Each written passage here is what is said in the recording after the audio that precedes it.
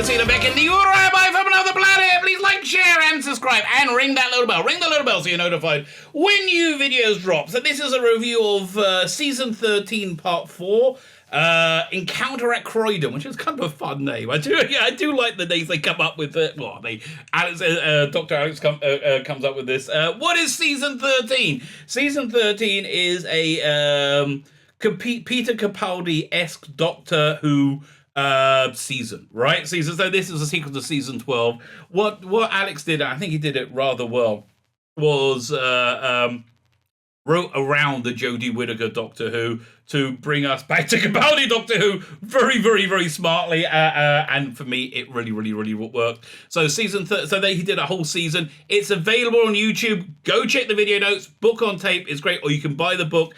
Strong recommend. That really is a strong recommend. So Season 13 is the sequel to that. It's being serialized each week with the chapter weeks we're going to talk about in a second. Again, go check it out. I mean, this is a strong recommend now. It's gone from being okay to being a strong recommend. It's actually my favorite Doctor Who going on right now. Right now we had Galaxy 4, Doctor Who Flux, and Season 13. Season 13, not even close, right? Not even close. Far out ahead of ahead of all of the things. Fine. Before we get into the review, like, share, subscribe, comment. All those things are freaking fantastic. But mostly go check this out. I mean, I don't know how I can say this for clearer. So, what we're doing with Season 13 is what Chris Chibnall was doing with Season 13 of on the TV show. It's one continuous story, right? You can see Alex has set himself that thing that is going to be one seamless narrative. So that's really where the similarity ends, because what I found Doctor Who Flux, it's certainly been entertaining in the places mainly without Jodie Whittaker, and they've been able to. I find that Flux is kind of a way of conning you into thinking that you've seen a good episode, right, when you really haven't, right? I did an in-depth review of Village of the Angels, which on the surface seemed like it was pretty good, but when you start thinking about the plot, it falls apart. So what you don't have in prose is the ability to hide behind spectacle, right? And we're not pulled that the spectacle in this is rather good. And so what you get instead is really good, engaging and entertaining plot, which is really only getting started now, right?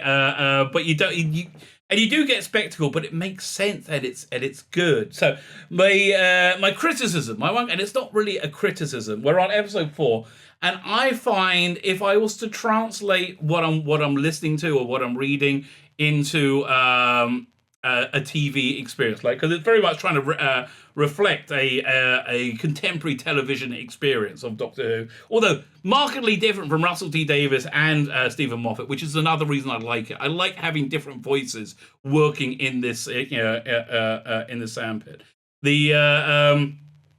I find the episodes will be about 20 minutes to 25 minutes, right? They zip by quick. So we're on episode 4. I feel this is the end of episode. We've had 2 episodes worth of entertainment.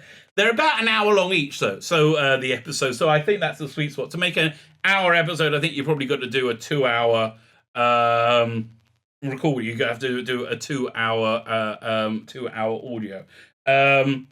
So the basic plot of this is the Doctor and Romana is in the companion field. Romana is the companion, and also K9 is in it. It sounds fan wanky, but boy, does it work together. And it actually really works well for this Doctor as well, because I think the Capaldi Doctor was a celebration of everything Doctor was. So very going back to classic Doctor Who.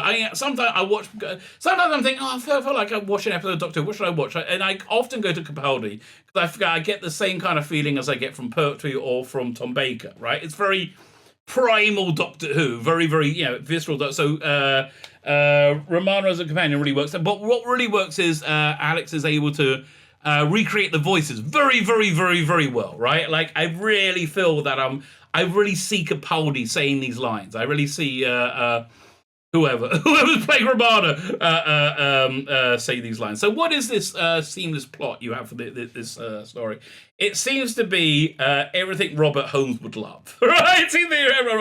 They're on this alien world or star system which is steeped in steampunk Victorian era at the same time as having like high-tech special effectsy spaceships and stuff like that, right? So it's a real fusion of like that beautiful turn of the century, Victorian era Edwardian style. Actually, it's a little bit later. It's more like 1920s style with science fiction special effects, which I just really, really like. So, and she also got this great plot thread of the Sixth Doctor, the 12th Doctor, 12th Doctor, essentially take the piss out of Romana. Romana starts to say, I am sick and tired of always being on Earth. Can we go somewhere different? So the Doctor takes Romana to this world. Kind of like, do you remember the Star Trek, where a piece of the action, where they go to the gangster world? By the way, that was going to be the basis of the Quentin Tarantino Star Trek, right? I would friggin' love to have seen that. Apple TV, buy CBS or buy Paramount and make that, please. Yeah, look, you want people to pay $5 to subscribe to your streaming service. Why are you doing it? Buy Doctor Who and get Alex to show run it, because it would have been great. So so essentially, where we are right now, the Doctor firstly ends up at what's going on is that we're having a lot of vignettes right now. We're going from vignette to vignette, vignette. It's kind of like so it feels very Holmesian, because that's how Conan Doyle told the Holmes story. He basically had encounter, and something happened, right?